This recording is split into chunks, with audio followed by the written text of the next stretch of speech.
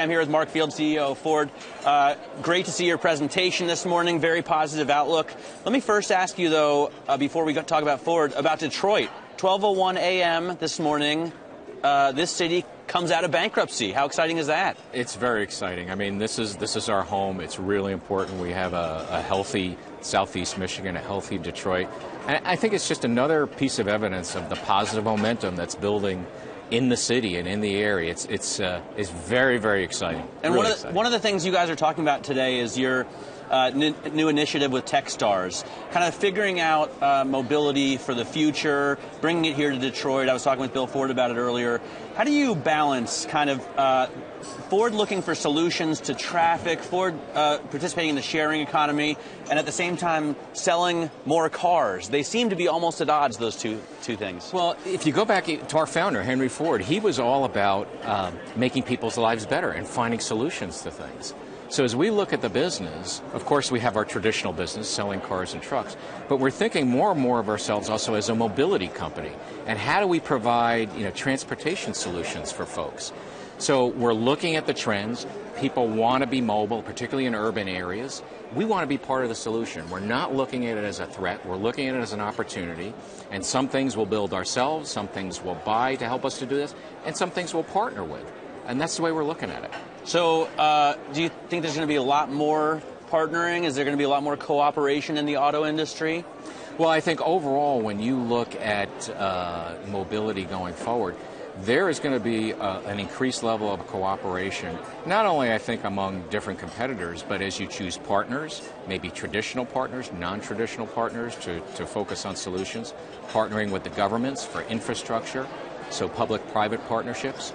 So it's all about working together to provide these solutions, particularly in congested urban areas, and it's going to require all of us to work together and at the same time make sure that there's a business model and a benefit for those of us that are participating in that, and a great solution for customers. All right, so the future is bright, obviously high tech and really cool.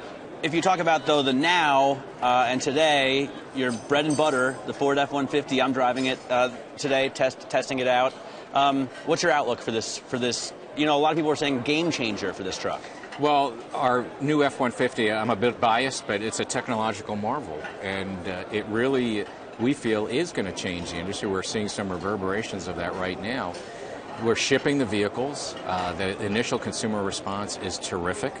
And we're basically changing the definition of built Ford tough. It's the strongest, most capable vehicle we've ever put in the marketplace, using technology to solve problems for customers, and that's giving them a more capable truck and a truck that's going to be very fuel efficient. So I'm in my Raptor, 2014 Raptor. I'm kind of a lead foot. I get like 13 miles a gallon. Are you going to get people to shift up to this more fuel-efficient truck, to your more fuel-efficient vehicles with gas prices at $2.90? Well, it's a great question, because when you look across literally all the segments, people still want great fuel economy. They want to make sure their dollars are stretching further. And right now, gas prices are coming down, so it's putting more money in folks' pockets. But I think consumers are a lot more smarter these days. They know that gas prices can go down, they could go up, and they want to make sure in the vehicles that they're buying that they're getting the very best fuel economy. And that's why we're taking the approach with the F-150 and all of our vehicle lines, so they know that Ford fuel economy is a reason to buy. Big picture, if you step back and look at cheaper gas prices have to get people, I would think, out to buy new cars because it's less expensive to run them. How does it, though, affect your whole industry to see oil coming down this sharply, this quickly? Well, I think to your point, it's a bonus for all the consumers out there. It's almost like an immediate tax cut. It puts more money in their pockets. Clearly, we think that will stimulate the economy. We'll have a benefit in the auto industry. So we're looking at that as an opportunity, but also at the same time not taking our eye off the fact that we shouldn't get deluded by, fuel economy is not important to consumers going forward. It will be, because when we provide that solution, they'll get better fuel economy and they'll get more money in their pockets so they can do what they want, whether it's send their kids to college or buy more things for themselves. Will it help the situation in Europe? I mean, things look great here in the U.S. Over in Europe, it's a different story. even if the industry kind of bounces back, Ford's still projecting losses for next year. Well, when you look at Europe, clearly as we're seeing here in the U.S., but depending upon the study you see, the drop in gas prices could add 2, 3, even 0.4 of a percentage point to GDP. We think it'll be helpful in Europe because, again, it goes right to the bottom line of folks. But clearly the market in Europe is still challenged. We do see growth this year minimally. Our projection for next year is a bit more growth.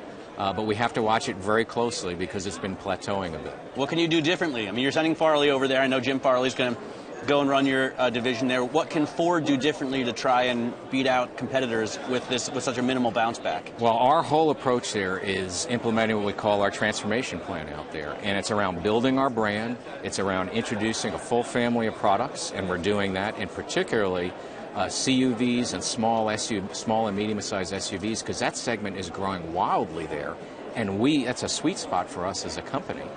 And then finally working on costs. So we're going to continue to work our plan there, continue to look at the business environment, and make sure we're doing the right things to get the business back to profitability. How do you feel about the situation in Russia? I mean, you've been all over the globe. Just to remind people, you've run things in Europe, you've been in Asia. What do you think when something like this happens? The global turmoil, and I just noticed you're opening a third plant with a joint venture in Russia. Mm-hmm. I mean, it seems like a strange, difficult time to expand there.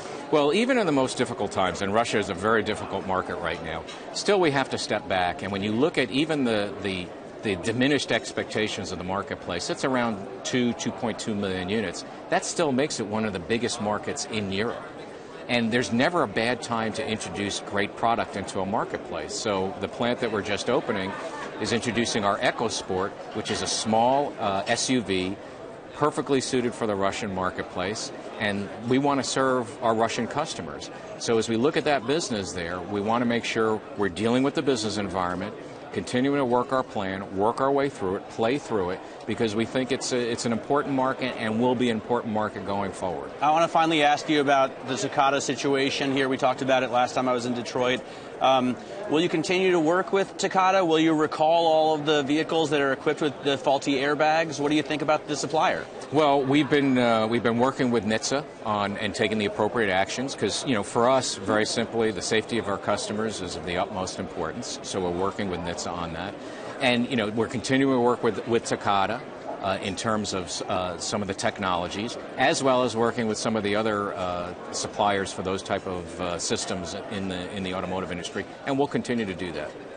But will you recall all the cars that are equipped with those Takata airbags? Well, we've recalled all the ones in the affected areas that NHTSA has asked us to do so, and we'll continue to look at it going forward as we look at customer experience on that. But safety is very important, and we'll continue to be proactive on this as we go forward. All right, Mark, thanks so much for spending some time with us. Appreciate it. Mark Fields, thanks, CEO of the Ford Motor Company here in Detroit.